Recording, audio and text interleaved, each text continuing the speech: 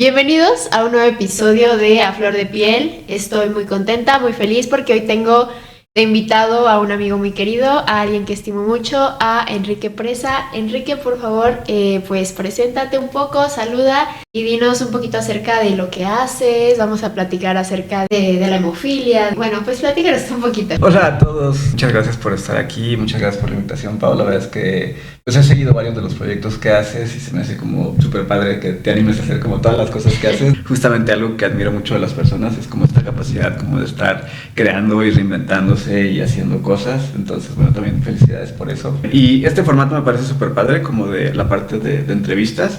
Creo que solamente 2 veces me han entrevistado a mí para un trabajo. Pero no sé, o sea, creo que los tiempos cambian, ¿no? O sea, ¿cómo te sientes tú cuando buscas un trabajo? O sea, ¿estás buscando que una empresa te contrate para toda la vida? Pues es que no lo sé. O sea, creo que parte Ajá. de la creación de este podcast fue que no sabía qué quería, no sabía cómo qué era el mundo, ¿no? Sé que me gusta crear, que Ajá. quiero seguir haciendo cosas, que me gusta conocer personas. Me veo escribiendo, la verdad, creo que es lo que todo Ahora sí, cuando era chiquita, ¿qué querías ser de grande? escribir. Escribir. Escribir. Sí. ¿Y tú qué querías hacer Ajá, cuando eras chiquito? eso iba a contestarte. Yo cuando era chiquito, a mí me gustaban mucho los robots. Bueno, me siguen gustando mucho los robots, ¿no? Había una caricatura que existe ahorita, pero en ese entonces eran los Transformers. Y a mí me llamaba mucho la atención como esta parte de la robótica, ¿no? Pero pues ya como adulto, digo, ya a los 40 años yo creo que se puede decir que soy un adulto. Pero sí, en ese entonces estamos hablando de aquí que cuando tenía 6 7 8 años probablemente, le gustaban mucho los robots y una de las cosas por las cuales le gustaban los robots era porque se podían arreglar. Y yo en ese entonces pasaba mucho tiempo en hospitales. Entonces creo que yo soñaba con que yo podía arreglar mi cuerpo. O sea, como que decía como, si fuera yo un robot, pues podría desatornillarme y arreglar lo que estuviera roto en mí. ¿A qué edad te das cuenta o siempre supiste que tenías hemofilia? Sí, siempre lo supe. O sea, digo, este no es un blog médico, pero la hemofilia es una enfermedad que se da por un problema dentro del cromosoma X. Bueno, de las clases de biología básica, pues tenemos XX mujeres, aunque ahorita esa parte es como bastante debatible, y XY hombres. Entonces, en la parte del cromosoma X bueno, hay una serie de instrucciones que son las que dicen cómo se generan los factores de coagulación. Y en mi caso, la parte donde especifica cómo se genera el factor de coagulación, el factor 8, no está funcionando bien o no funciona. Entonces, pues ese factor de coagulación no se genera, ¿no? Entonces, desde que yo soy pequeño, no siempre fui como totalmente consciente. Mi infancia la viví en Culiacán y mi juventud la viví en Culiacán, Sinaloa. En ese entonces, no solo recuerdo que cuando quería como patear pelotas y todo eso, sí me decían mis papás que me cuidara, ¿no? Como persona es como bien interesante ir descubriendo si hacia donde te estás dirigiendo es hacia donde quieres ir. Y yo esto lo asocio mucho a lo que lo que te decía, como de que tengo conflictos con esta parte de las entrevistas de trabajo, porque mi perspectiva del mundo, de las empresas y de la vida, pues ha ido evolucionando, ¿no? Afortunadamente, Claro. creo que estaría muy mal si siguiera pensando exactamente de la misma manera que antes, ¿no? Entonces, ahorita estoy justo en un punto donde valoro como mucho mi libertad. Y justo es un privilegio que, o sea, sí se ve como un privilegio, pero que se tiene que aprovechar, ¿no? Y en ese sentido, pues, por eso celebro, pues, que estés haciendo. ¿Y tú qué tal? ¿Cómo sentiste tu red de apoyo, pues de joven al crecer, ¿no? Pues de pronto con hemofilia, cuando empiezas a hacer pues, el deporte, ¿cómo sientes esta red de apoyo? Pues la verdad es que sin esa red de apoyo yo no sería lo que soy. Y si quieres empezamos un poquito, pues, la audiencia creo que no me conoce. Cierto, bueno. Me hiciste esa pregunta directamente, entonces voy a empezar a dar como un resumen como muy rápido. Mi nombre es Enrique Presa. Ya normalmente no me presento en términos como de mis estudios profesionales, pero bueno, es como normalmente se hace así. O sea, yo estudié ingeniería mecatrónica, hice una especialidad en robótica, tengo una maestría en ciencias, y he hecho muchas cosas en mi vida. O sea, yo de chiquito me gustaba mucho leer y me gustaba pensar que yo de grande podía ser como estos filósofos que les encantaba como saber cosas de cualquier cosa. Y entonces, pues eso he tratado como de mi vida, ¿no? O sea, como no encasillarme a hacer una sola cosa, sino poder ser como todas las cosas que quisiera ver. Hay una pieza, mi esposa es artista, y en un lugar en la Ciudad de México que se llama Soma, que dan justamente es como especie de diplomado de arte, ¿no?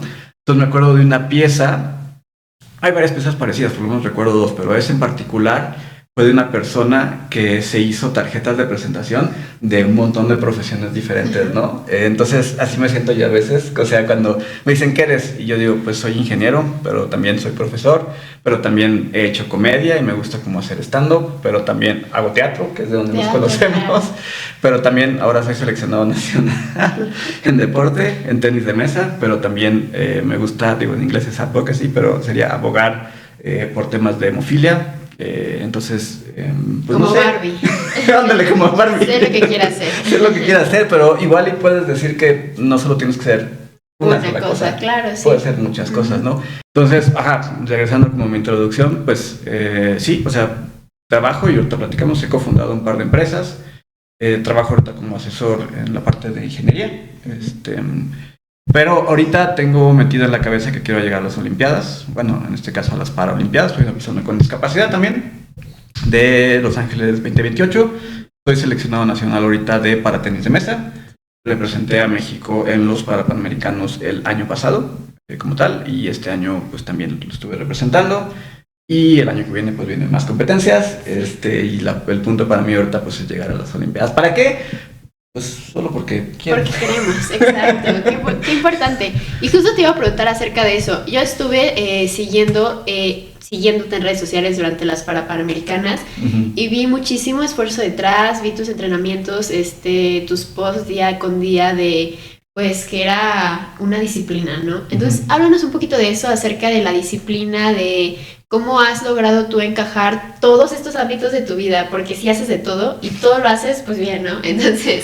Pero fíjate que eso que acabas de decir es como bien interesante y digo, las personas, o sea, hay algunas personas que conocen esto, yo estoy, no voy a decir que estoy peleado con el concepto de disciplina, hace poco una amiga me dijo, no, me dice, es que tú sí eres disciplinado, y yo digo como... O sea, sí, soy disciplinado, pero también hay una parte de mí que dice como, no manches, Enrique, o sea, no haces todo bien. Es que, o sea, yo siempre he tenido como un tema de autoexigencia pues, bastante fuerte, como tal, muy, muy fuerte. Sí. Y también es todo un tema, y también lo hablábamos con la profesora Sandra, de que el mundo exige mucho, ¿no? Y como que busca que los ciudadanos sean de cierta manera y que lo hagan bien y que sea impecable, y ahí parece que no tenemos esta oportunidad de equivocarnos. Hablábamos un poquito del podcast y a empezar las cosas ya es como perder el miedo, y eso es un logro como muy grande, ¿no? Hay una película que me gusta mucho que se llama La familia del futuro, en donde hablan acerca justamente de eso, de que de los errores se aprende, ¿no? Y qué chido que nos equivoquemos y que nos caigamos y nos levantamos, cuando siempre estamos como con la vista bien fija en el éxito, en lo que vamos a conseguir, ¿no? Pero no nos damos cuenta de todo lo que hay detrás. Entonces tú también, ¿no? Detrás de toda esa disciplina hay muchísimas cosas en donde no sé si sentiste que era demasiado, que no podías ni con la casa, con el auto, con las clases, con teatro, Entonces, pues, claro que es parte del ser humano. Sí, totalmente. O sea, creo que por ahí, o sea, yo lo dividiré en varias cosas. O sea, una, por ejemplo, como esta tolerancia al fracaso, Sí. Hay un instituto del fracaso. Es de, bueno, no es una empresa, pero el emprendimiento que ya tiene varios años se llama Fuck Up Nights. Y justamente son eventos que se organizan, que hay en todo el país, donde emprendedores van y hablan de sus fracasos. Y de hecho hay varios documentos, pero el que recuerdo y luego se los dejo a mis alumnos, habla como de fracasos de muchas personas de diferentes tipos, ¿no? Me acuerdo mucho era un tipo que era como súper bueno en skateboarding, así en la nieve y toda la cosa, y lo contrató una compañía para que grabara unas tomas de las montañas y todo eso, ¿no? Y fue con helicóptero y toda la cosa. Y bueno, para no hacerlo como muy largo el cuento, después de que le dieron todo el dinero y que grabó y todo eso, se dio cuenta que nunca aprendió el botón de... No, ¿qué crees? de grabado. Entonces... Voy a cerciorarme de estar grabando justo ahora. Wow. Y vienen muchos ejemplos. Vale mucho la pena leerlo. Porque, o sea... Por eso te preguntaba tú como generacionalmente, porque al final del día existe una diferencia generacional entre tú y yo. O sea, al final del día, generacionalmente hemos entendido el fracaso diferente que tú, que tus padres, yo que mis padres y que nuestros abuelos, ¿no? Claro. Y también como la parte del éxito. También es importante como mencionar que la sociedad ha cambiado. creo que el sistema en el que vivimos no es sostenible y creo que en ese sentido como que hay muchos cambios, ¿no? O sea, pues bueno, y creo que tú estás en movimientos feministas y lo has visto, ¿no? En ese sentido, ¿no? Yo como desde el punto de vista del capitalismo, o sea, sí considero que no es sostenible cómo están las cosas, ¿no? Entonces, como tratar de seguir perpetuando estos modelos de la empresa donde trabajas toda la vida y donde eres fiel y leal y no sé qué, y no sé qué, y no sé qué, así como haciendo el símil como con mujer ama de casa, cuidando a los hijos para toda la vida, o sea, creo que eso no es sostenible, ¿no? Y que creo que este tipo de sentimientos justamente es lo que describe el nombre del podcast, ¿no? Que es a flor de piel, porque justamente nos encontramos que yo comparto lo que acabas de decir, pero al mismo tiempo sé que, por ejemplo, el primer capítulo que hicimos acerca de las entrevistas de trabajo, de cómo presentarse a la empresa, pues es algo, herramientas, ¿no? Para la vida. Entonces es como formarnos, aprender, tratar de dar lo mejor de nosotros, de entregar la mejor tarea, lo que dices, ¿no? Pero al mismo tiempo sabes que hay algo mal y que pues, son sentimientos que chocan, ¿no? Como placas tectónicas adentro de ti, pues es pues, muy fuerte, ¿no? Y ahorita que mientras decías eso me quedé pensando algo como que me parece como bien interesante, ¿no? ¿Para quién haces las cosas? ¿Y por qué haces las cosas? O sea, claro. Yo hago las cosas bien porque me gusta hacer las cosas bien. O sea, al final ya también nuestro cerebro, si tenemos la capacidad de, no sé, tomar cuestiones que aprendemos de biología o de física y mandarla con la parte de humanidades y mandarla con la parte de artes y mandarla con la parte del deporte, generamos y creamos como cosas nuevas y permitimos, creo que nuestro cerebro justo genere como un montón de interacciones. Pero bueno, regresando al punto de la parte de las entrevistas del trabajo y del sistema capitalista y del mundo. Lo importante. Lo importante, estamos en contra del capitalismo. Pero lo que más me enoja. Sí. O sea, creo que sí, creo que esas herramientas son muy valiosas, son muy útiles, ¿no? Creo que lo que ya no está padre es que justamente de repente las condiciones que ofrece el mundo, especialmente para la parte para los jóvenes, pues no son las condiciones que se esperaría, ¿no? O sea, creo que hay muchas cosas que se tendrían que cambiar en el mundo, ¿no? Entonces, como tratando de regresar un poquito a la parte del hilo de lo que estaba hablando, de lo que me preguntabas, como de la parte de la disciplina y de cómo lograr hacer todas las cosas que hago, pues no hay ningún secreto, o si hay un secreto solamente es que, o sea, yo busco la manera de poderle dedicar el tiempo y mi energía a las cosas que más me importan propiamente, y que no en todo voy a poder entregar mi 100 y que no todo va a ser perfecto. O sea, una frase que repito mucho es: hacemos lo que podemos con lo que tenemos, claro. ¿No? Y en ese sentido, pues tratamos de sí, o sea, aquello que me importa y aquello que quiero, le voy a dedicar mi 100, pero ese 100, y seguramente han visto un montón de posts de Instagram y todo eso, ese 100 no va a ser mi 100 total, hay veces que mi 100 va a ser el 20% que me queda de energía, a veces va a ser mi 30%, claro, o sea, continuamente estoy buscando estrategias, y eso lo he aprendido mucho en el deporte, para estar en las mejores condiciones, ¿no? O sea, el deporte, que como lo último que estoy haciendo, me ha traído como varios aprendizajes. Yo llego al deporte después de pensar, o sea, mucho tiempo de mi vida, por la enfermedad y por mi salud principalmente, yo, para poder superar todo lo que estaba pasando, creí que si quería, podía. Y eso para mí era como muy importante. Entonces era como, si yo le echo ganas, que también lo mencionaste en videos, el leganismo, si yo le echo ganas, entonces las cosas van a salir, ¿no? Y van a funcionar. Y también, con otra cosa que también fue como muy fuerte para mí, que fue esto de que si yo hago cosas buenas, me van a pasar cosas buenas. Y eso también tiene un corolario, que es como bien peligroso, que entonces significa que si tú haces cosas malas, te van a pasar cosas malas. O que si te pasan cosas malas, entonces fue porque hiciste algo malo. Como, ¿no? El dharma y el karma, más o menos. Más o menos, ajá, sí, más o menos. Pero por lo menos en términos como para mí de pensamiento era muy fuerte eso. Y de repente pasa algo en mi vida, o sea, además de la hemofilia me da cáncer. Entonces cuando me da cáncer, con estas ideas y con estos pensamientos fue como bien difícil, porque, o sea, digo, mal. Ajá, exactamente, sí. ¿No? O sea, hemofilia, pues probablemente nuestra audiencia, y ahorita lo vamos a platicar un poquito más, pues no conozca tanto, ¿no? Hemofilia es grave, es una enfermedad rara que deja incapacitadas a las personas, es un problema de la coagulación de la sangre, muchos de los compañeros que conozco con hemofilia no caminan, están en silla de ruedas, muchos de ellos también han muerto, el tratamiento es costoso, etcétera, etcétera. Cáncer es un poco más pop, en el sentido de que es más conocido. Pero cáncer también está como catalogado sí. como algo grave, ¿no? Entonces... Sí, apaga conversaciones, ¿no? De Ajá, pronto sí, como... sí, sí, tengo cáncer, ¿no? Y es como, qué buen chiste, ¿no? No, pero es bueno que, pues, pues, cómo has desarrollado todo este enfrentamiento de que, pues, es algo divertido, algo gracioso, es como este pop, ¿no? Lo que dices. Entonces, eso también, pues, algo, pues, interesante, ¿no? Sí, por algo estudié comedia, porque no sabía por qué la gente se reía, ¿no? Entonces tuvo que aprender a esta parte como de reírse.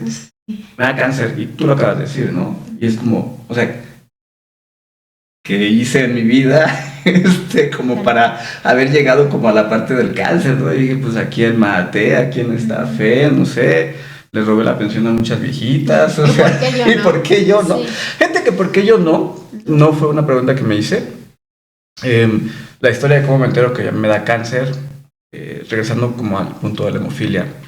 Bueno, la hemofilia no te coagula la sangre y van a decir la audiencia así como, bueno, ¿qué pasa?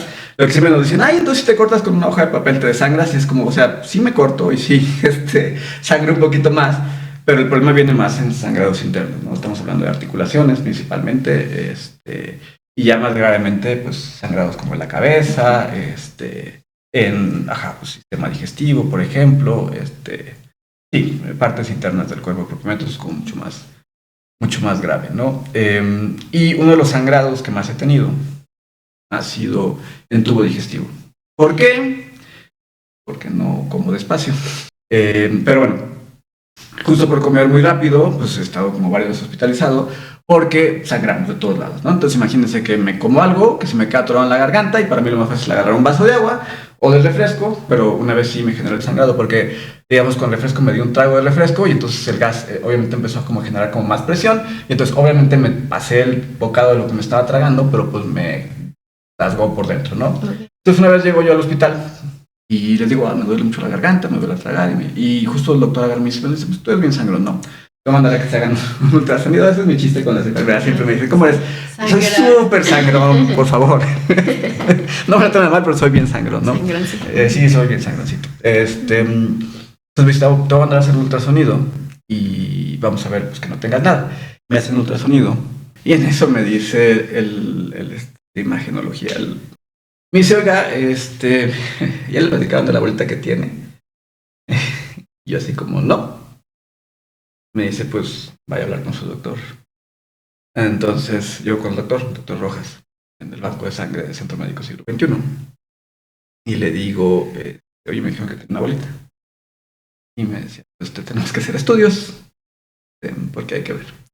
Y bueno, entre otras de las cosas que hablábamos como pues del núcleo, de la ayuda y demás, de la red de apoyo, pues mi suegro es oncólogo, afortunadamente, médico. Entonces le platico, le digo, oiga, me acaban de decir que tengo una bolita. Me dice, no, pues luego se hacen bolitas, nódulos, lo que sea. Le mando las imágenes y me dice, no, pues sí, tenemos que revisar con un poquito más de calma. Entonces me mandan especialidades. En especialidades me atiende ahí un hematólogo, Alejandro Fernández, así, cantante. Así. De hecho lo molestaba yo mucho. Molestaba mucho a Alejandro Fernández por su nombre. Me llevaba muy bien con él. Bueno, ya después nos empezamos a llevar como bastante bien. Y me dice, no, pues tenemos que hacer una biopsia, ¿no? Pero además yo con los sangrón y luego me tenían que hacer un piquete aquí porque eso fue una tiroides, me tenían que hacer un piquete aquí en el cuello. Y dice, pues tenemos que internar, vas a estar 2 días internado, te vamos a hacer un piquete y para ver qué tienes, ¿no? Y bueno, pues eso, no me acuerdo, no pasó mucho tiempo, probablemente menos de un mes. Y estaba yo internado. Y pues, literal, o sea, la prueba es literal una aguja nomás, te pican aquí, te pican acá, te pican acá. Una aguja súper chiquita, ¿no? Pero con mis antecedentes de sangrón, pues por eso querían tenerme ahí como controlado nomás para ver que no pasara nada, ¿no? Normalmente pues eso hasta se hace en el mismo consultorio y se puede hacer en muchos casos. Pero bueno, luego platicamos de mis antecedentes médicos, ¿no? Que son bastante amplios.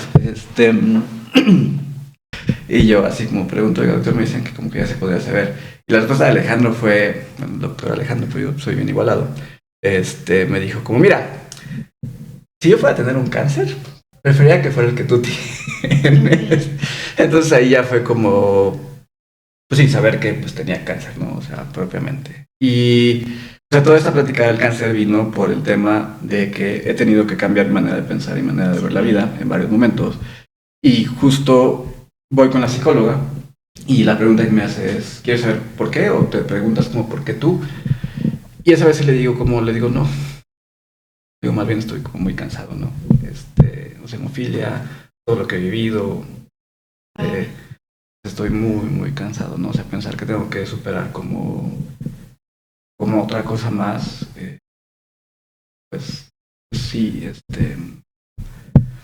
pues sí, fue pesado, ¿no? O sea, fue pesado para mí. Y los meses que siguieron después de eso fueron primero meses de incertidumbre.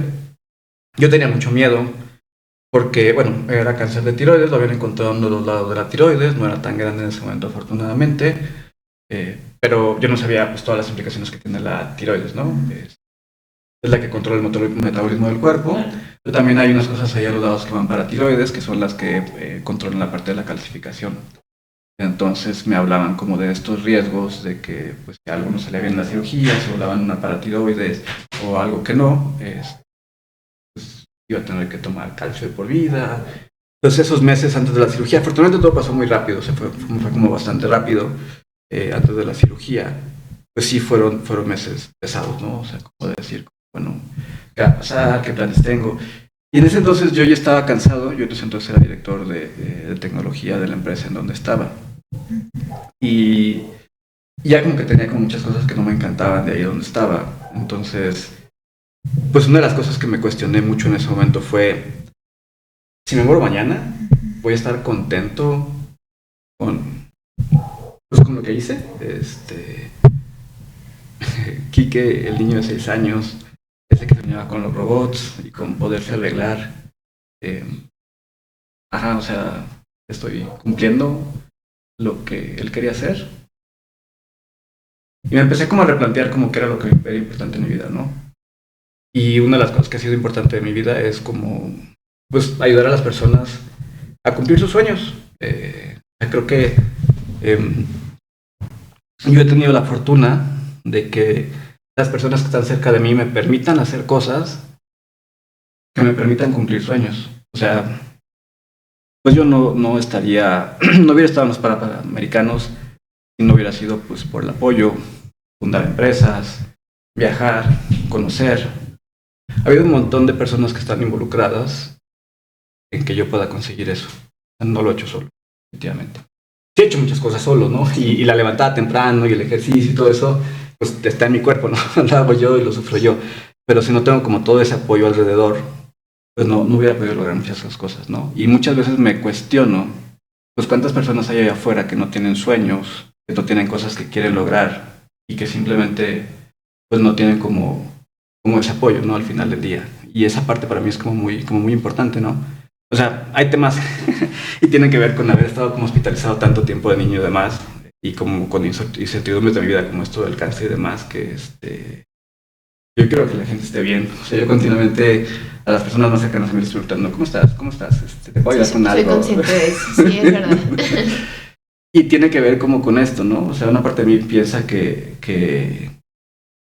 pues no voy a poner como mártir, voy a decir que he sufrido mucho en mi vida, pero sí he pasado como cosas fuertes. Y es parte del reconocimiento, ¿no? Creo que es bien importante porque se nos acusa mucho de victimizarnos, si quieres la víctima, de hablar de cosas privadas, ¿no? Es como lo más cordial, ¿no? Para una conversación. Qué fuerte y qué importante reconocer nuestro pasado y saber que pues forma parte de nuestro presente, ¿no? Y pues todo lo que dices, eso de reconocerte y saber, ¿esto es lo que quiero? Qué fuerte. Sí, en principio sí.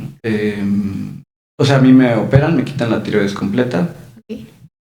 De hecho, la experiencia en el hospital sí fue insisto, nuevamente por privilegios, conseguimos que quien me operara dentro del seguro. En principio estaba en el Centro Médico Siglo XXI, pues es prácticamente como el mejor o uno de los mejores hospitales del Seguro Social de todo el país, ¿no? La primera vez que me metieron al quirófano me tocó hacer una cirugía limpia, en el sentido que no quería que me quedara cicatriz. Entonces me pusieron como estas, casi como telitas, así como para que para no coserme. Pero bueno, de mis historias de sangrón, bueno, me operan y entonces yo llego a cuarto, estoy muy cansado, estoy mareado también, porque además no había dormido por los nervios y como por todo eso, y estoy como acostado, tengo como una gasa aquí con una venda y todo eso, y blanca, ¿no? Impecablemente blanca, nada. Llega en la noche mi papá y me dice, oye, a ver, muévete tantito. Me mueve tantito y toda la parte de la almohada atrás llena de sangre, así todo empapadísimo de sangre. Porque, o sea, sí me lo pusieron aquí, pero parece que la sangre se estaba escurriendo hacia atrás por cómo estaba acostado. Entonces sí estaba sangrando un montón, pero pues no se veía. Y como fue muy sangrón y por la enfermedad que tengo, pues los médicos residentes, las enfermeras llegaban, me veían así como de lejitos y casi que nomás hacían así y se iban, ¿no? Nadie se animó como, o sea, como por mí, moverme sí. realmente, hasta que mi papá dijo como hay que moverte. Estaba sangrando un montón. Le hablaron al médico y me dijeron como no, mañana a primera hora otra vez estás en el quirófano. Y sí, me llevan al quirófano y yo les digo, por favor, no me anestesien. O sea, quiero estar consciente. No me quiero... Ajá, yo quiero estar consciente, ¿no? Entonces, realmente, cada vez que lo cuento, como que menos me la creo yo. Digo, como, no, sí, estabas drogado, más bien. Pero, o sea, tengo recuerdos... La historia que tengo en mi cabeza es... Algo me pusieron, pero no me quedé dormido. Más bien no tenía sensibilidad, porque recuerdo hasta el doctor decir mentadas de madre y sentir como me estaban jalando de aquí, de diferentes lados, y estar, bueno, no estaba viendo porque tenía esta cosa azul que te ponen, no es una compresa, bueno, la tela azul que te ponen en los ojos, pero sí estaba sintiendo todo lo que pasaba. ¡Qué miedo! No sé, no sé. Yo creo que habla mucho de ti, ¿no? Como esa parte de no estar anestesiado, haber pedido, es como un calentamiento, ¿no? Muy fuerte, que yo no tomaría. Sí, digamos que mi umbral de dolor es muy alto, Okay. como tal, por la misma hemofilia. Y más bien lo que no me gusta es no saber qué es lo que está pasando. Entonces, bueno, me hacen esta cirugía. Ahí sí ya me cosen y todo eso. La verdad es que la cicatriz casi no se ve. Pero de hecho no lo habían ni notado, solo sí. porque, ajá, no tengo. Y bueno, pues ya, pues me quedo sin tiroides, ¿no? Y volvemos al tema. No se volaron para tiroides, no se voló nada más. Fue la tiroides, el corte fue bueno, limpio, bonito, todo bien. De eso, perdón, ya pasaron algunos años. Y bueno, técnicamente, pues bueno, no debería de seguir. Sí, cuando viene la pandemia, se corta la racha, bueno, no la racha, pero se cortan, o sea, tenía que haber ido a revisión y ya no fui a revisión. Me he hecho revisiones por fuera, más bien, pero ya no seguí con revisiones. Y ahí se viene como un proceso como bien interesante también de mi vida, que es lo que te decía, o sea, yo siempre había pensado que si pensaba positivamente, le echaba ganas y iba a estar bien, ¿no? Sin tiroides, mi metabolismo baja. Bueno, no funciona como debe de funcionar. Entonces, pues la tiroides pues regula el metabolismo del cuerpo. Sin tiroides pues no hay quien la regule y caes en un estado que se llama hipotiroidismo. Es una enfermedad que le puede dar también a cualquiera. Yo tengo hipotiroidismo. Hipotiroidismo. Ok. Entonces con hipotiroidismo pues ¿qué es lo que ocurre? Tienes más sueño, somnolencia, tiendes a engordar propiamente. Pues hay como varios por ahí factores, ¿no? ¿Y en ese tiempo ya hacías deporte? ¿Ya practicabas tenis de mesa? No.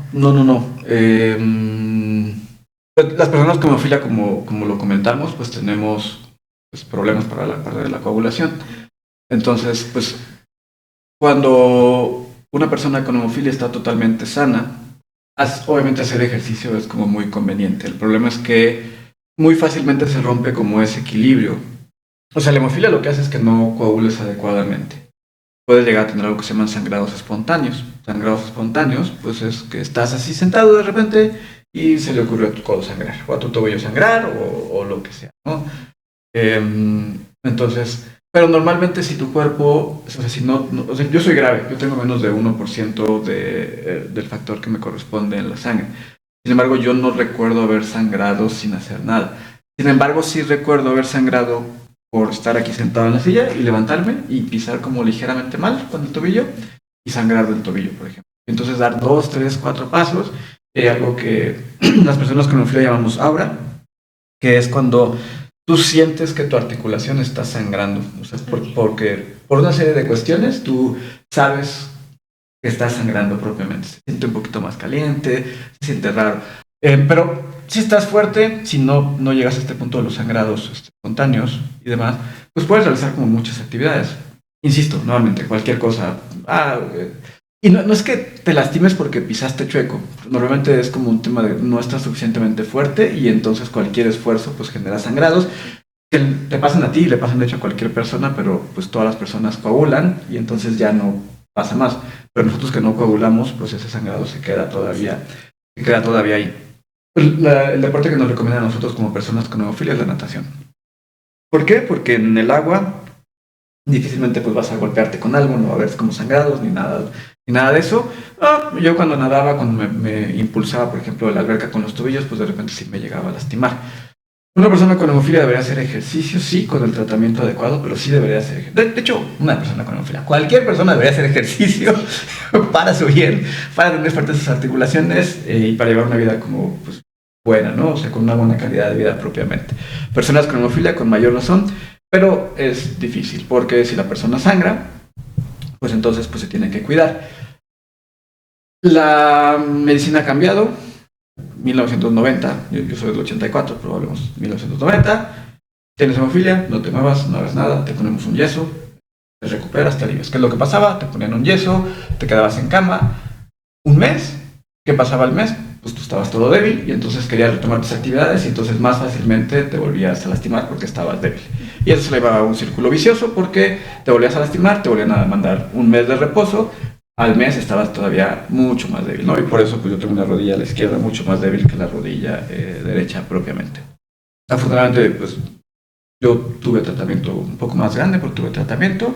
Después me tocó ser conejillo de indias, me inyectaron células de puerco en mi hígado. En un tratamiento que inventó un científico y que mis papás dijeron, pues lo vamos a probar. Y lo probamos. Ya después, ahora me regañan por haber hecho eso, yo no tomé esa decisión desde entonces. De hecho, yo considero que algo pasó por ahí extraño, que por lo menos clínicamente tuve una mejoría, pero no tengo argumentos científicos para decir que esa cosa funcionó o no funcionó, ¿no? Propiamente. Y bueno, no lo intenten en casa. Inyectarse hígado. No es recomendable inyectarse células de cerdo en el hígado como tal. Se pueden morir. Entonces, no, una agujota como este tamaño, no manches. Sí me acuerdo. ¿Cuántos años tenías? Menos de 15. Ok, está muy pequeño, sí. Menos de 15, yo 13, una cosa así. Me acuerdo que sí vi el aguja, una cosa así, me acuerdo que me anestesiaron y bueno, ya no me acuerdo nada más. Pero bueno, el punto es, yo nadaba y en mi casa le gustaba jugar ping-pong. A mi tío, a mis tíos, a mi papá, y siempre como que la red y no sé qué. Tuve un evento que ahorita platicamos de él, también fuerte en mi vida, un derrame cerebral. Y cuando yo regreso de ese derrame cerebral a mi vida, veo al equipo de tenis de mesa de la prepa donde estaba y digo, ¿cómo me gustaría jugar? Lo voy a hacer, ¿no? Y lo quiero hacer, sí, como claro. tal. Entonces empiezo como a practicar, empiezo a competir y a practicar para el estado de Sinaloa, pero me dura un año. Me dura un año porque en el último torneo que juego, un nacional de tercera fuerza en ese entonces, me quedo muy adolorido de mis tobillos y de hecho me quedo como 6 meses sin poder caminar. Ya estaba yo en la universidad en ese entonces, vivía con mi abuelo. A mi abuelo no le gustaba que yo practicara ningún tipo de deporte, entonces fue todavía como mayor razón para que me dijera, o sea, tú no haces nada de eso mientras yo esté. Entonces lo dejo de hacer. Y hace 6 años más o menos se inventa un nuevo medicamento para mi enfermedad. Me lo empiezan a poner, de hecho formo parte del protocolo de investigación aquí en México. Empecé mucho ejercicio, me doy cuenta que puedo hacer mucho ejercicio y que no me pasa nada. Y entonces decido, bueno, es una decisión que tomo. Justo acaba de pasar lo del cáncer también. No inmediatamente, pero tenía relativamente poco, 2 años, una cosa así. Renuncio a mi trabajo y entonces estoy cuestionándome, sigo con esta pregunta que me hice en este momento de qué es lo que me hace feliz, ¿no? O sea, qué es lo que me hace feliz. Propiamente recuerdo que cuando jugaba tenis de mesa era feliz. Y mi esposa Pamela me dice, ¿por qué no vuelves a jugar tenis de mesa, no? Entonces me encuentro mi raqueta vieja, me voy a un torneo, Pamela me regala una raqueta, ahora que me acuerdo, me regala, justo de Reyes me regala una raqueta, y bueno, empiezo a jugar con esa raqueta, me voy a un torneo a Toluca, y me dice, pero tú eres una persona con discapacidad, que eso también es como un tema como bien fuerte para mí, porque hasta ese entonces para mí era como, no, o sea, puedo hacer lo que hacen todos, entonces no soy una persona con discapacidad y creo que es un error también de las cosas que he aprendido, ¿no? O sea, porque, o sea, claro, una persona con discapacidad debería de poder insertarse en la vida normal y hacerlo todo, ¿no? Que era lo que yo hacía, pero pues las dificultades que yo tenía, pues no eran las dificultades que tenían las demás personas propiamente, ¿no? Yo creo que hay como un punto también de discusión como bien interesante. Pero bueno, me dice, ¿por qué no vas y pruebas con las personas que tienen discapacidad? Los paralímpicos y eso. Voy, afortunadamente, bueno, más bien por cuestiones de la vida, conocí al que estaba de director de la selección de personas con discapacidad. Me dice, vente a un torneo, en ese torneo quedó en segundo lugar. Eso fue para los de Lima, Perú, que fue hace 4 años. Sí, 4 años. Ok, muy reciente. Sí, sí, muy sí. reciente, muy reciente. Sí, de hecho realmente empecé a entrenar fuerte a partir de esa época y realmente fuerte a partir del año pasado, más o menos. Que empecé a entrenar como... Que más o menos fue la época por la que nos conocimos, ¿no? Sí, más o menos fue la época que nos conocimos. Déjame termino de contar la historia. O sea, me dice, Milton se llama el entrenador, me dice, vente al torneo, queda en segundo lugar de mi categoría y solo pasaba el primero. Y bueno, pero pues yo me quedé como sorprendido. Aquí ya como siendo como bien sincero, sorprendió dos cosas. Digo, bueno, no estoy tan mal, pero también si tengo 20 años sin jugar y con eso alcanza mi nivel, pues también algo no está tan bien aquí, ¿no? O sea, yo pensaría que tendría que ser como mucho más difícil acceder como a esta posibilidad de ser seleccionado. Y en ese entonces inicio otro emprendimiento de educación, justamente, y pues yo económicamente en ese entonces no estaba tan bien, o sea, por lo menos para posiblemente como estoy ahorita o como estaba en otros momentos de vida, entonces no estaba tan bien.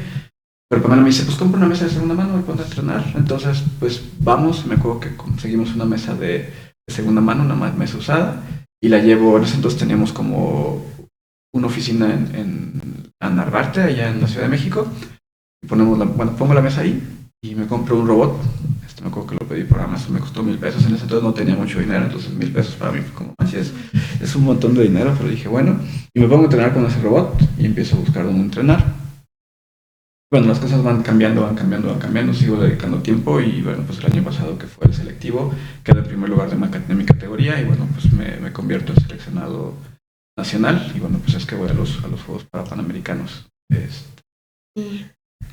Wow, qué fuerte. O sea, es que es ¿Por qué? toda una historia, todo en eso. Yo pensé que lo hacías desde antes. No sé, como te conocí justo en esta época, yo dije, no, pues es que él toda su vida. Y yo veía pues sus éxitos rotundos, ¿no? De que, no, pues ya me fui. Porque has viajado por todo el mundo. Has ido de que Asia, Sudamérica, en los juegos, ¿no? Entonces yo dije, wow, él lleva años aquí. O sea, sí llevo años, como 6 años, pero más bien le he dedicado mucho tiempo. O sea, en promedio para lo que llevan la mayoría de mis compañeros, pues sí llevo relativamente poco tiempo. Pero creo que justo mucho ha sido eso, ¿no? O sea, hay gente que me dice, ¿cómo puedes decir que no tienes disciplina? Yo les digo, pues es que hay cosas que hago y hay cosas que no hago. Mi esposa me sigue regañando porque a veces me olvida sacar la basura, entonces no me considero la persona más disciplinada de todo el mundo. Pero hay otras cosas que sí, pues ¿qué hago? O sea, yo soy como un robotito, en el sentido de que si sé lo que tengo que hacer y está todo acomodado para hacerlo, yo lo hago. Mi chamba normalmente es como acomodar las cosas para que sea fácil hacerlo. Como lo que me platicabas, ¿no? De hacer que las cosas sucedan. Hacer que las cosas sucedan. Exactamente. Pero, o sea, y eso, hablando un poco con tu audiencia, que decíamos que eran jóvenes, adultos y que jóvenes. espero que sea muchísimo más grande, ¿no? Y que no escuchen niños, adultos, jóvenes. O sea, de todos están. Sí, pero pensando como en ese público en objetivo, o sea, una de las cosas que me ha hecho como mucho sentido de los libros que he leído, hubo una época, o sea, cuando era chiquito leía libros de detectives, y leía a Edgar Allan Poe y leía como varias cosas, ¿no? Y después leía libros como de superación y después estuve leyendo como muchos libros de emprendimiento y como de hacks de la vida y como todo eso, ¿no? Y una de las cosas que me hizo mucho clic a mí, o por lo menos me funcionó en mi vida, fue esta parte de que, o sea, la fuerza de voluntad es un músculo en dos sentidos. Uno en el que, bueno, sí lo puedes ejercitar, pero más importante todavía es en que se agota. Entonces no puedes depender de tu fuerza de voluntad para hacer las cosas continuamente, porque te vas a cansar. Entonces, pues el ejemplo que ponían en ese libro y que me funciona a mí, por ejemplo, muy bueno es, pues es mucho más fácil tener un instante de fuerza de voluntad cuando vas al mercado, al mandado y lo que sea, y decidir no comprarte una bolsa de papas de este tamaño. O sea, es mucho más fácil tener ese instante de fuerza de voluntad que tener la bolsa aquí en tu casa y todos los días y todos los instantes tener la fuerza de voluntad para no consumirlo. Porque teniéndolo aquí es muy fácil y es muy cansado. Y eso, en términos, por ejemplo, de negocio, se llama como fricción. O sea, hay cosas que tú quieres que fluyan, entonces le quitas todas las fricciones posibles para que sea muy fácil. Por ejemplo, a mí algo que me cuesta mucho trabajo es tomar agua. ¿Qué hago si quiero tomar agua? Pues tener agua al lado. Claro. Entonces tengo agua al lado, la tomo. si no tengo agua al lado, no la tomo, o sea, no la tomo. Claro, Literalmente. de hecho es algo que de lo que habla, no sé si has leído Hábitos Atómicos. Lo conozco el libro, lo quiero leer, no lo he leído, pero según yo es de lo que habla, ¿no? Pues es de lo que habla exactamente, como de hacerlo fácil. Si quieres crear un hábito, hazlo fácil, que tu entorno te dé las herramientas para no tomar la decisión todos los días, ¿no? De que tengo que luchar contra mi computadora que está abierta en el sitio perfecto, con el juego abierto, ¿no? Es como hacerlo fácil, sencillo, para que no sea una decisión determinante en tu día, sino que algo secuencial, como es lo que me platicamos. Sí, exactamente, ¿no? Entonces, pues lo que me ha funcionado mucho a mí es construir alrededor de eso cosas como muy básicas, ¿no? Ahorita que estoy entrenando, o sea, me compro un robot, ¿no? No cuesta 2 pesos, digo, después del de 1,000 pesos, este es un poquito más costoso. Y pues tengo la mesa, ¿no? Y entonces, sí, pero es que no tengo que entrenar. Bueno, voy a buscar el espacio para rentar el espacio para que pueda entrenar ahí. ¿Y dónde lo voy a querer? Pues lo voy a querer lo más cerca posible. Entonces, en mi caso, pues tengo la casa y al lado tengo un espacio que renté para tener la mesa ahí y poder entrenar yo solo. No es lo que más me encanta, no, pero por lo menos, pues me es más fácil. O sea, si no estoy entrenando un día y quiero entrenar, solo me tengo que ir a la casa de al lado y ponerme a entrenar. Y el robot ya está puesto, la mesa ya está puesta, todo está puesto como para poder entrenar. Pero bueno, ya me desvié mucho de la parte de los Pero creo temas. que es parte, ¿no? Es parte de estas decisiones que bueno, pues que llegan a tu vida, ¿no? Y que tú tomas. Por ejemplo, también tú, ¿cómo llegas aquí? ¿Cómo llegas a Tlaxcala? ¿Cómo tomas esas decisiones que de pronto uno diría drásticas, ¿no? Para dejar tu empleo, para empezar a hacer deporte que te gusta, para ir al Centro Paralímpico. Pues justo como lo decíamos, o sea, yo nuevamente, circunstancias de vida, esto no lo llamamos privilegios, solamente son circunstancias de vida. Mis papás son de la Ciudad de México, ellos no quieren vivir en la Ciudad de México, entonces nosotros nacemos en Mexicali, o sea, ellos se casan, van a Mexicali a vivir. Nacimos en Mexicali, cuando mi hermano tenía, o sea, yo nazco y al año y medio nace mi hermano, cuando mi hermano tiene menos de un mes, nos mudamos a Culiacán.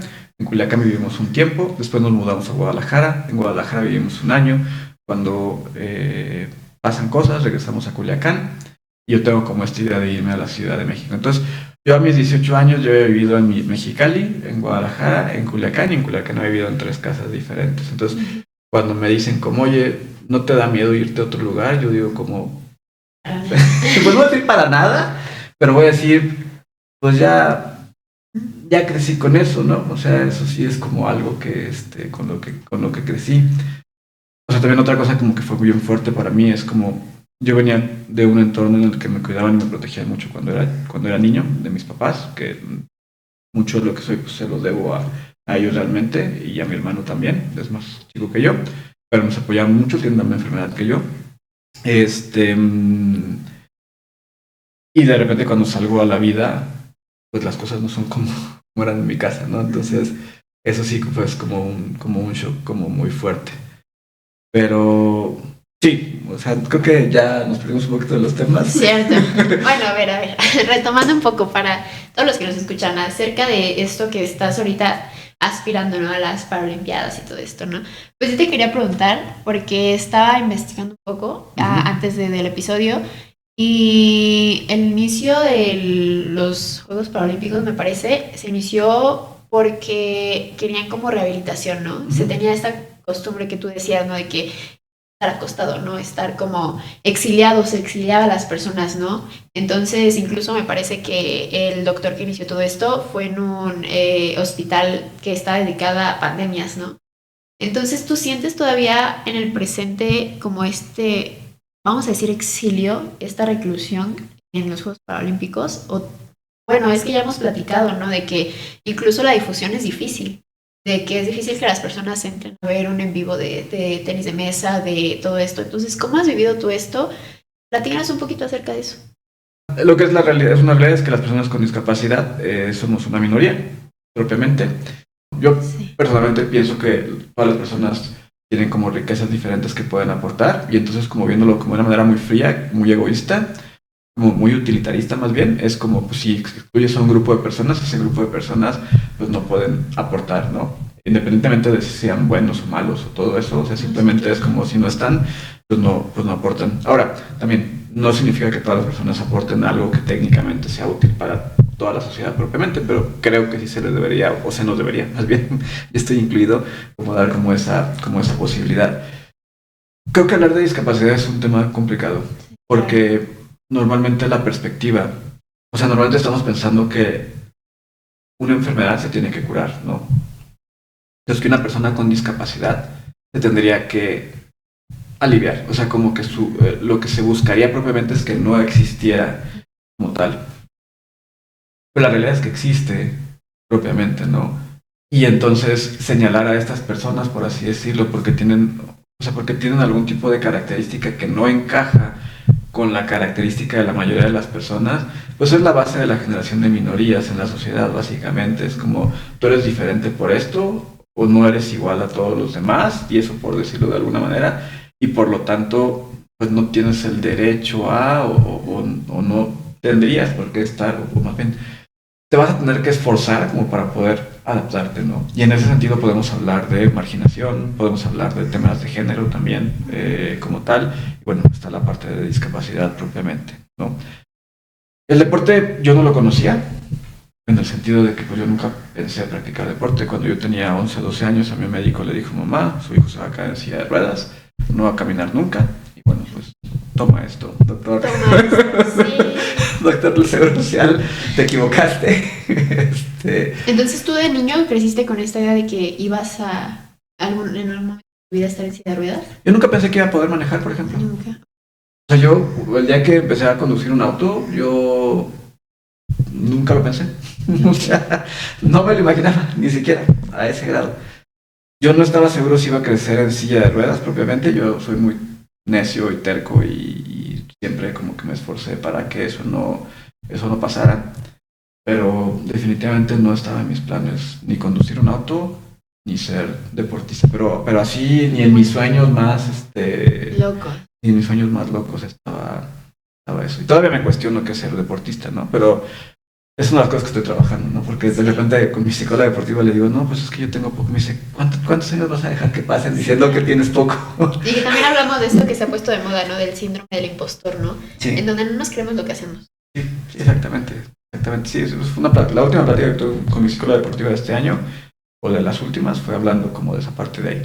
Pero sí, y inclusive de las cirugías que he recibido, rodilla izquierda, que es la más dañada, me hicieron una artroscopia de limpieza. Básicamente te meten unos tubitos, te limpian adentro, se cayó cartílago, menisco, o sea, mi rodilla está hecha un asco por dentro. El doctor me dijo, ¿cómo vas? En 2 años te pongo prótesis. Y bueno, eso ya pasó 12 años. Entonces, sí, el doctor Hernán Salgado, que le mando muchos saludos y que lo estimo mucho, pero que de repente sí son un poco drásticos, extremos al momento de decir las cosas. Y es que también la otra cosa es, o sea, como médico muchas veces entiendo que no quieres dar esperanza porque si no pasa... Y es preparar, ¿no? Más que nada. Porque si el pronóstico es malo y sale bien, qué chimba, ¿no? Como que qué padre. Pero si es bueno y sale mal, ahí es en donde pues, sí puede entrar este tema de depresión, de... Sí, por un lado sí, por otro lado, pues también, o sea, estadísticamente, pues si la curva va para allá, pues se espera que eso pase, ¿no? Todavía me cuestiono, bueno, pues no sé, quizá un día se me truene la rodilla o se me acabe, me tengan que poner una prótesis, no sé, de madera, ¿no? Pero bueno, es una posibilidad, ¿no? Estoy consciente y también mi rodilla no me define, o sea, ni mi deporte me define, ni mi carrera me define, o sea, yo soy quien soy por quien soy y nada más por eso, y me reinventaré las veces que me tengan que reinventar para seguir siendo, pues, quien soy propiamente, ¿no? Pero bueno, o sea, regresando a lo que me preguntas, el deporte tiene historias como bien bonitas, ¿no? Tiene esta parte como de anhelar algo y de buscarlo a pesar de las dificultades. Tiene también una parte como bien bonita que tiene que ver con el esfuerzo físico, que no me ha tocado como vivirla. De prepararte mucho para un instante, o sea, que eso es bien fuerte, ¿no? Porque cuando estaba en el mundo de los negocios y todo eso, sí es como, bueno, no salió hoy, y dices, bueno, pues mañana lo resuelvo, igual y me cuesta dinero, normalmente todo es dinero, ¿no? O tiempo, lo que sea, pero bueno, difícilmente alguien se muere, ¿no? Digo, a menos de que hagas un puente y lo hagas mal y se caiga, o una cosa así, pero normalmente es como, híjole, no alcancé mi meta de ventas, ¿no? Bueno, es como, bueno, pues el siguiente año lo alcanzo, ¿no? Pero en el deporte es como prepararte 4 años, en el caso de unas Olimpiadas, para un día, 2 días, 3 días, o sea, te preparas o sea, yo tengo 40 años, significa que 4 años es una décima parte de mi vida, o sea, una décima parte de mi vida me preparo para algo que va a durar 3 días, ¿no? Sí. Entonces, eso me parece como, pues, como muy bonito y también como muy fuerte. Y que es parte del proceso, ¿no? También esta parte de que estos 4 años no fueron como para 3 días, sino para convertirte en la persona que eres y que va a seguir toda la vida, ¿no? Eso que acabas de decir es justo lo que estaba pensando, efectivamente. O sea, ahorita que hablaba de la psicóloga deportiva, la pregunta es, ¿por qué haces lo que haces, no? ¿Y cómo te construye esto que está pasando? Que es mucho lo que estamos trabajando. ¿Cómo te construye esto que está pasando en este momento? Y pues yo lo hago porque me hace feliz. En realidad, o sea, sí es cierto, hay premios económicos, está la gloria y la fama y como todas esas cosas que pasan cuando eres deportista. Pero lo hago porque lo quiero hacer. Porque cuando lo hago sonrío, cuando lo hago el tiempo pasa como muy rápido y no me doy cuenta, porque me encuentro como continuamente pensando en eso. O sea, yo soy un soñador, ¿no? Yo me la paso soñando despierto todo el tiempo. No sé, lo quiero hacer, o sea, solamente es como lo quiero hacer. También quiero hacer un doctorado y cuando me cuestiono como por qué quería hacer un doctorado si eso realmente no significa mucho como en términos laborales actuales, o sea, solo bajo ciertos casos. Así quiero regresar a la academia, que no creo que quiera regresar a la academia en este caso. Pues lo voy a hacer, pues, Porque quiero y puedo. Exactamente, las dos no son más importantes, son porque quiero y porque puedo, básicamente, ¿no? Entonces, por eso. Pero bueno, regresando al tema de la visibilidad de las personas con discapacidad, justo es algo que me ha tocado como descubrir, ¿no? O sea, yo platicaba que cuando yo llegué al Paralímpico, fue para mí como muy especial, porque yo cuando vi a mis compañeros y empecé a jugar con ellos, yo no quería ganar, o sea, de hecho yo, inclusive en algún punto, y esto es de las cosas que he aprendido, mejorado, era como, no, pues es que ellos tienen discapacidad, ¿no? ¿Y cómo les voy a ganar si es que les pudiera ganar? Porque hay unos que son muy buenos y que evidentemente no es como que diga, como, ay, sí, yo porque puedo caminar les puedo ganar. Y también hay jugadores de pie y todo eso, ¿no? Pero en su momento cuando jugué con algunas personas en silla de ruedas era como, pues es que no voy a jugar con ellos, pero no, yo en realidad no quería ganar, yo lo que quería era jugar, ¿no? Y jugar como en un espacio en el que me sentía parte de, aunque por otro lado yo decía como ellos tienen discapacidad y de repente era como, ay, tú también, pues, pero no lo has dicho o no lo has aceptado como propiamente. Entonces, bueno, o sea, cuando llego al Centro Paralímpico empiezo a descubrir un montón de cosas. También son realidades como muy duras. Hay por ahí un par de cuentas que sigo de algunos deportistas. Hay una ex nadadora artística, esta Tere, que hace poco hizo como un comparativo cuando fueron los Olímpicos en París entre los resultados que obtienen las personas que tienen discapacidad y los que no tienen discapacidad, ¿no? Y la cosa es que las realidades siguen siendo como bien diferentes. El Centro Paralímpico pues es una especie como de internado donde uno está encerrado ahí bajo concentración y donde en el Centro Paralímpico hay cuartos que están adaptados para sillas de ruedas, regaderas también, hay un comedor y hay gimnasios y lugares específicos para los deportes. O sea, hay gimnasio multidisciplinario, o sea, pesas y todo eso, que es donde casi todas las veces que me tomo en el gimnasio son en ese gimnasio, pero está el área de tenis de mesa, está la alberca de natación, está la parte de tiro con arco y hay algunos otros que no conozco como todo el espacio completo del Centro Paralímpico. Y las personas que están ahí obviamente para entrenar y para ganar, pero no hay más. Es decir, yo cuando estaba ahí, mi rutina era, me levantaba normalmente a las 7, normalmente bañaba un día antes en la noche, a veces hay agua caliente, a veces no había agua caliente, entonces me tocaba bañarme con agua fría de repente. Me levantaba a las 7 desayunaba y me iba a entrenar un par de horas con un amigo, con Chuyín, que de hecho ya vino aquí a momento, a ver si luego se los presento, quiero que vuelva a venir, que él está en silla de ruedas, él es de parálisis cerebral.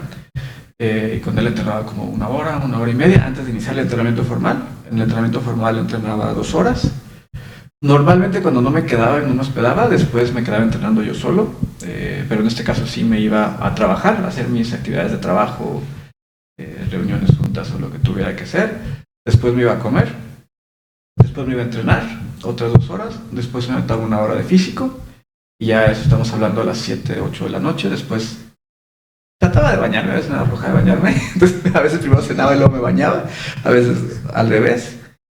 Y de ahí me quedaba haciendo cosas de trabajo y de ahí me dormía. Todos los días lo Lo mismo. mismo. ¿Y cuál, Lo mismo. cuál ha sido la temporada más larga que has estado? Esta que acabo de estar, fueron 5 semanas. Pero bueno, la intención es que pues, este año que venga posiblemente pues estén temporadas así. Estoy viendo para ver cómo lo mezclo, porque justo mi punto es, el deporte adaptado es un, ¿cómo decirlo? Es una oportunidad bastante grande para las personas con discapacidad, hablando que muchas de las personas con discapacidad no tienen estudios probablemente y sus oportunidades laborales son pocas. Entonces estar ahí te permite tener un trabajo. Al final del día hay becas que bajo ciertos criterios pueden llegar a dar. Y aunque los ingresos pueden ser relativamente pequeños comparados con los de una empresa, pues no tienes que pagar ni hospedaje, ni alimentación, ni nada de eso.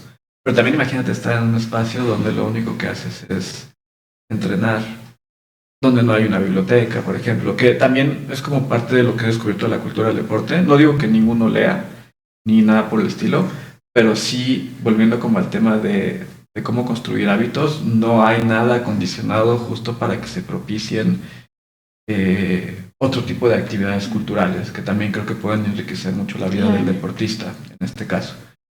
Entonces se genera un entorno bastante complejo y complicado. Y que justo de nuevo en Hábitos Atómicos daba un ejemplo de que en el Tour de Francia los ciclistas franceses justamente llevan un periodo muy largo sin ganar ninguna de las vueltas.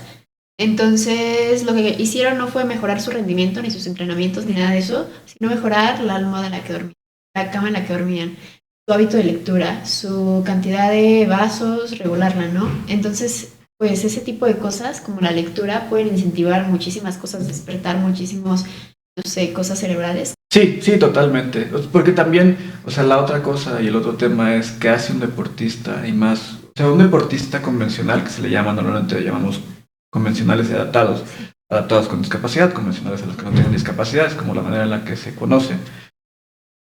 Cuando un deportista convencional deja de ser deportista por las razones que sean, normalmente por temas de edades, porque les llega la vida adulta, por así decirlo, porque ahí empiezan desde más pequeños, pues se insertan en el mercado laboral, estudian alguna carrera y trabajan. Muchos se quedan en el ámbito deportivo, en el sentido de que probablemente se vuelven entrenadores.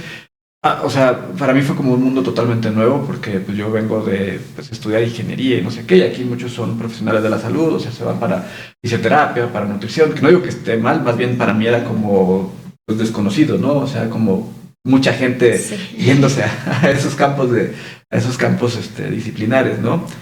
Y se insertan en el mercado laboral, ¿no? Ahora, ¿qué pasa con las personas con discapacidad? En principio, normalmente entran un poquito más grandes, un poco los que entran de jóvenes, pero también sus posibilidades de insertarse en un mercado laboral posteriormente a eso, si además vamos a poner que durante 20 años de su vida deportista se dedicaron solamente a eso y no generaron conocimiento de otras áreas, cómo se insertan en un campo laboral, siendo personas con discapacidad y además teniendo marginación en temas de educación y de preparación propiamente y de conocer cómo se mueve el ámbito laboral afuera, ¿no? Entonces, por eso tenemos el caso de que personas con discapacidad, atletas, se mantienen muchísimo tiempo en el deporte porque pues, en realidad es su vida. Entonces, todo esto que te estoy hablando son personas que están dentro del Centro Paralímpico que normalmente no los vas a ver. Entonces, cuando me preguntas qué tanto los ves, no los ves, no los ves, están allá adentro, ¿no? Y bueno, me parece pues fuerte, ¿no? Sí, claro, mucho, mucho. Pues igual y consejos que nadie me pidió. No, adelante, todos queremos escuchar tus consejos, por supuesto. Consejos que nadie me pidió. O sea, yo creo que la vida es compleja y es complicada. O sea, yo doy como por hecho muchas cosas en mi vida y después me doy cuenta más bien que he tenido la fortuna y privilegio de aprenderlas de diferentes maneras y en diferentes momentos, pero pues no todo el mundo tiene como acceso aprenderlas. Y cuando me digo no todo el mundo, no me refiero solamente a sectores como muy marginados, sino en general. Creo que a nivel educativo hemos fallado, y me incluyo porque soy profesor también, hemos fallado en proporcionar como herramientas, como prácticas para la realidad y para el contexto que están viviendo ustedes como alumnos. Tú todavía eres alumna propiamente, ¿no? Y creo que estamos tratando de cubrir y de cumplir expectativas y modelos que ya no funcionan y que cada vez van a funcionar menos, ¿no? Donde las personas además que estamos impartiendo esa educación, estamos también acostumbradas a un esquema que ya no funcione, ¿no? Es muy romántico hablar de sigue tus sueños, pero también es muy difícil, ¿no? Sí. Es muy complicada esa parte de sigue tus sueños, porque ¿cómo sigo mis sueños si en mi casa no quiero estar porque las cosas no están bien? ¿Cómo sigo mis sueños si no tengo quien me apoye o quien me aliente? ¿Cómo sigo mis sueños si no tengo dinero? ¿Cómo sigo mis sueños si estoy enfermo, ¿no? Sí, claro. Y ahí lo último que podría decir yo es como no importa, claro que importa, ¿no? Y ahí es donde una red de apoyo y donde ciertos elementos serían como muy útiles como para poder pasar eso, ¿no? Y además soy de la idea, no sé si sea equivocada o funcione, pero de que la vida te va dejando cicatrices. Entonces, de repente esas cicatrices al final del día en tu vida adulta te pueden hacer pensar o creer como de cierta manera, ¿no? Entonces, muchas veces para poder hacer cambios importantes en tu vida es importante como ser consciente de estas heridas y estas cicatrices que tienes como para poder buscar y pensar y hacer las cosas de manera diferente. Entonces, de repente hay como estas críticas de, no, es que ¿por qué no hace esto? ¿Por qué no hace aquello? ¿Por qué no hace aquello? O sea, yo lo acabo de mencionar.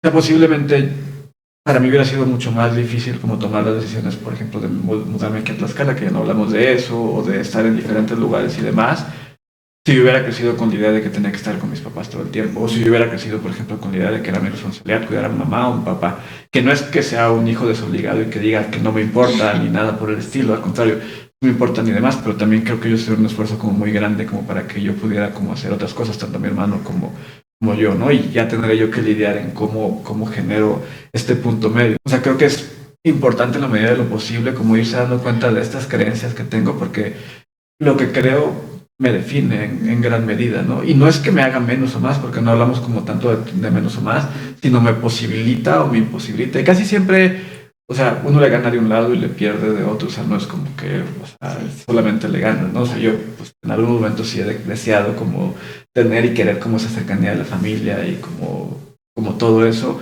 pero también por otro lado es como reconocer que lo que tengo, pues me gusta y me siento cómodo así, y bueno, pues que también me ha permitido como avanzar y como crecer. Entonces, el reflexionar en nuestras creencias y el cuestionarnos por qué creemos lo que creemos, creo que es como también como un punto como bien importante y bien interesante. Y pues otra de las cosas que he estado trabajando mucho es como, para esto que quiero lograr, estas cosas que estoy haciendo, cómo me suman o cómo me aportan al final del día, ¿no? O sea, cómo me sumo, cómo me construye estar platicando contigo en el podcast. Bueno, porque dentro de mis metas y mis objetivos de la vida está como comunicar, como cuestiones de la hemofilia, cuestiones como de sueños y todo eso, y en eso me suma al Tú final lo del has día. hecho, ¿no? Y que espacio, realmente ¿no? hasta incluso te has sumado como un tipo de activismo, ¿no? Que habla de la hemofilia, que la visibiliza, que habla de cuando el día conmemorativo, que creo que es el 17 de abril, ¿no? 17 de abril. Y pues todo esto, ¿no? Entonces, qué padre, me da mucho gusto. La verdad, hablar contigo está fenomenal. Yo creo que de verdad, ya lo digo y se lo dije a la profesora Sandra, hay que hacer un episodio parte 2 para terminar de hablar de todo, para profundizar más en la hemofilia, para hablar de los síntomas, porque creo que también es algo muy importante, ¿no? Hay personas que o no tienen lazos tan fuertes con sus familiares y no saben que pues es algo hereditario, que es qué pasa porque tengo un moretón tan profundo, cosas así.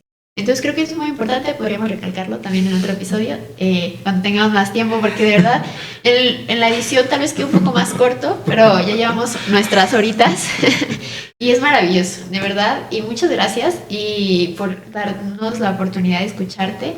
No sé, estoy como bien repleta de información, como muy renovada de todas estas decisiones que me compartes y que muchas veces es el miedo de nosotros, ¿no? De tomar decisiones fuertes y muchas gracias por todo eso. No, pues en realidad creo que si hay otra oportunidad, pues podemos platicar un poquito más. Pues siempre es interesante como saber bueno, para mí es interesante saber de qué manera como apoyar y como qué dudas contestar. Mi camino de vida también es mi camino de vida, no es el camino de vida de otros, más bien si algo de lo que he hecho pues, le es útil. No, sí, y es muy importante, ¿no? Creo que justamente sabiendo y platicando con todas las personas me he dado cuenta de que entre más diversidad conoces, como que más sabes que hay tantos caminos, ¿no? Que no solo es el recto que te marca la familia, la sociedad, ¿no? Sino que está la posibilidad de tomar la decisión que quieras, de irte a donde quieras y que los sueños que tenías de chico pueden ser completamente diferentes a los que tienes de grande, ¿no? Y eso está bien. Sí, sí, en una de las empresas que fundamos en Baus, la consigna era que no podías seguir haciendo lo mismo un año después. O sea, si un año estás haciendo una cosa, el año tendrías que estar haciendo otra cosa. Igual y un año es como muy exagerado, pero sí en mi cabeza sí tengo esto claro de que, o sea, no me refiero que si ahorita hago tenis de mesa el siguiente año voy a hacer badminton, no voy a hacer natación, otra cosa. O sea, me refiero a que continuamente voy a estar tratando como de aprender algo más, o de entender algo más, o de descubrir algo más, o de conocer algo más. Y pues eso es lo que me mueve y me motiva. Y que lo ha hecho, ¿no? O sea, por Sí. todo lo que nos has contado, como, sí, es lo que digo, no sé cómo puedes como organizar esa parte de teatro, fundar empresas, emprendimiento, tenis de mesa, y bueno, es maravilloso. Ya, dices que no hay ningún secreto para organizarlo, que muchas veces no eres disciplinado, no te Pues más bien el consideras. secreto es eso, o sea, entender que no todo va a salir bien, y está bien. Y eso está bien. Está bien, exactamente. Bueno, pues muchísimas gracias a todos por estar escuchando este podcast, por haber picado en este episodio. Yo estoy segura que todo lo que nos compartió Enrique fue algo maravilloso, unas anécdotas que dejan para reflexionar. También, pues nada, siéntanse libres de comentar en la barra de comentarios, en Spotify y en YouTube. Entonces, pues nada, muchas gracias. Nos vemos en otro episodio. Muchas Bye. gracias, chao, chao.